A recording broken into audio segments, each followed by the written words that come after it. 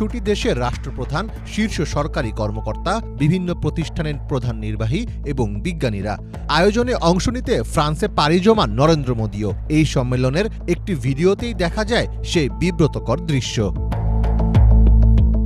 Social মিডিয়ায় ছড়িয়ে পড়া একটি ভিডিওতে দেখা যায় মার্কিন ভাইস প্রেসিডেন্ট জেডি ভ্যান্সের পাশে বসে আছেন নরেন্দ্র মোদী।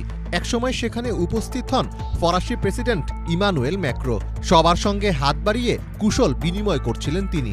কিন্তু তার সামনে বসে থাকা মোদী করমর্দনের জন্য হাত বাড়ালে তাকে পুরোপুরি এড়িয়ে যান ম্যাক্রো। এ ঘটনায় বিব্রত হলেও মুহূর্তের মধ্যেই নিজেকে সামলে নেওয়ার চেষ্টা করেন মোদী। পাশে বসে থাকা অতিথিদের সঙ্গেই কুশল বিনিময় করেন তিনি। তবে মোদীকে উপেক্ষা করলেও আশেপাশে থাকা ইউরোপীয় কমিশনের সভাপতি উর্সুলা ভন ডার লেইন সহ অনেক অতিথির সঙ্গে হাত মেলাতে দেখা যায় ফরাসি প্রেসিডেন্টকে।